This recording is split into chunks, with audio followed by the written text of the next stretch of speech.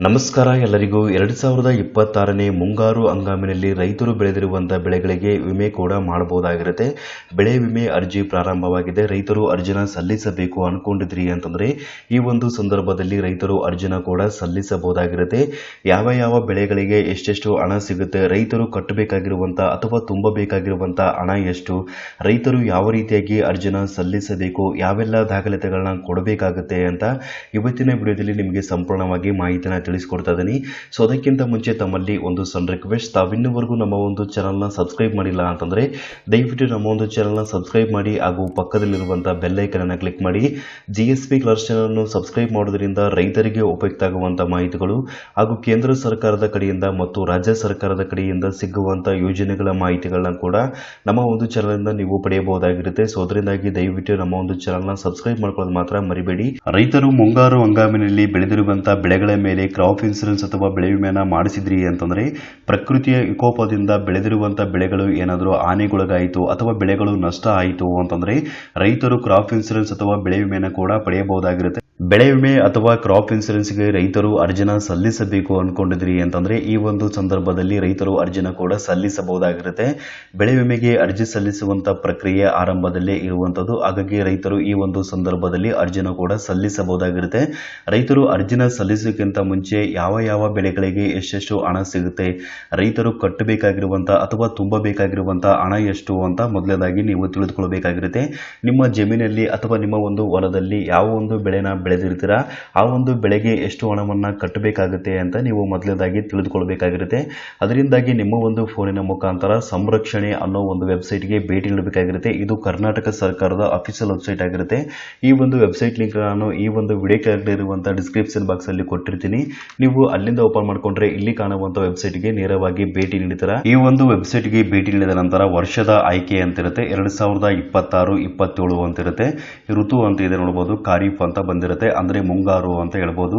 ಇಲ್ಲಿ ಮುಂದೆ ಅಥವಾ ಗೋ ಅಂತಿರುತ್ತೆ. ಈ ಒಂದು ಆಯ್ಕೆ ಮೇಲೆ ಕ್ಲಿಕ್ ಮಾಡ್ಕೊಳ್ಳಿ. ನಂತರ ಮತ್ತೊಂದು ಪೇಜ್ ಕೂಡ ಇಲ್ಲಿ ಓಪನ್ ಆಗುತ್ತೆ. ಇಲ್ಲಿ ಕೆಳಗಡೆ ಫಾರ್ಮರ್ಸ್ ಅಂತಿರುತ್ತೆ ನೋಡಬಹುದು. ಫಾರ್ಮರ್ಸ್ ಕೆಳಗಡೆ ಪ್ರೀಮಿಯಂ ಕ್ಯಾಲ್ಕುಲೇಟರ್ ಅಂತಿರುತ್ತೆ. ಸೊ ಈ ಒಂದು ಆಯ್ಕೆ ಮೇಲೆ ಕ್ಲಿಕ್ ಮಾಡ್ಕೊಳ್ಳಿ. ನಂತರ ಮತ್ತೊಂದು ಪೇಜ್ ಕೂಡ ಇಲ್ಲಿ ಓಪನ್ ಆಗುತ್ತೆ ನೋಡಬಹುದು. ಇಯರ್ ಅಂತ 2026-27 ಅಂತ ಸೆಲೆಕ್ಟ್ ಆಗಿರುತ್ತೆ. ಸೀಸನ್ ಖಾರೀಫ್ ಅಂತ ಬಂದಿರುತ್ತೆ.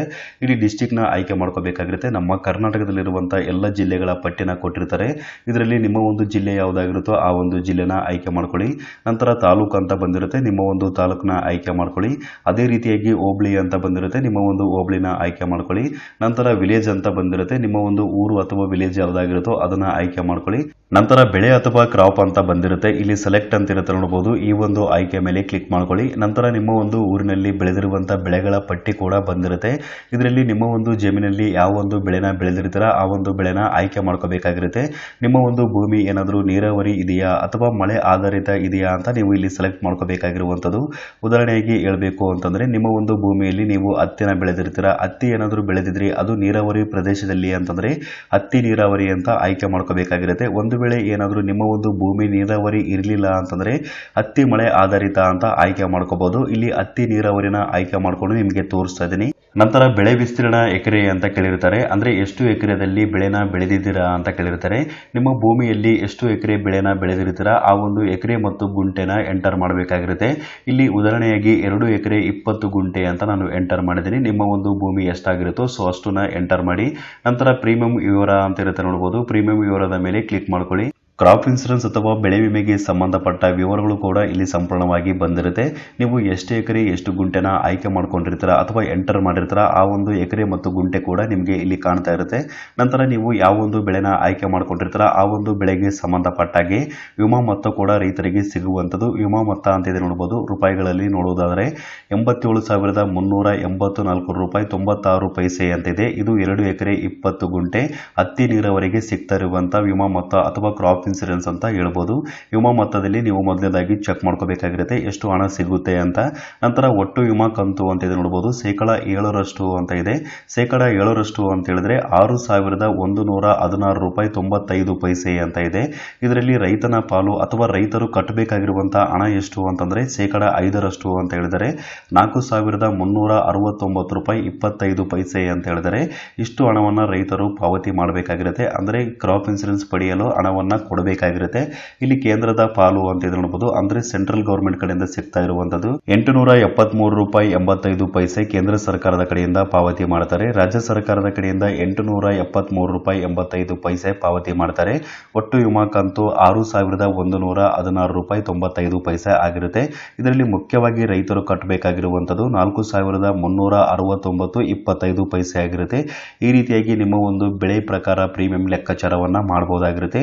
ಈ ಒಂದು ಲೆಕ್ಕಾಚಾರ ಮಾಡಿದ ನಂತರ ರೈತರ ಪಾಲು ಎಷ್ಟಾಗಿರುತ್ತೋ ಅಷ್ಟು ಹಣವನ್ನ ನೀವು ಕಡ್ಡಾಯವಾಗಿ ಪಾವತಿ ಮಾಡಬೇಕಾಗಿರುತ್ತೆ.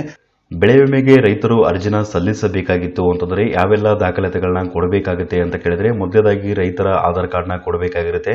ಎರಡನೇದಾಗಿರುವಂಥದ್ದು ರೈತರ RTC ಅಥವಾ ಪಾಣಿನ ಕೂಡ ಕೊಡಬೇಕಾಗಿರುತ್ತೆ. ಮೂರನೇದಾಗಿರುವಂಥದ್ದು ರೈತರ ಬ್ಯಾಂಕ್ ಖಾತೆಗೆ ಕಡ್ಡಾಯವಾಗಿ ಆಧಾರ್ ಕಾರ್ಡ್ ಲಿಂಕ್ ಆಗಿರಬೇಕಾಗಿರುತ್ತೆ. ಆಧಾರ್ ಸೀಡಿಂಗ್ ಆಗಿದ್ರೆ ಮಾತ್ರ ರೈತರು ಅರ್ಜಿ ಸಲ್ಲಿಸಕ್ಕೆ ಆಗುವಂಥದ್ದು. ಹಾಗಾಗಿ ರೈತರ ಬ್ಯಾಂಕ್ ಖಾತೆಗೆ ಕಡ್ಡಾಯವಾಗಿ ಆಧಾರ್ ಕಾರ್ಡ್ನ ಲಿಂಕ್ ಮಾಡ್ಕೊಳ್ಳಿ.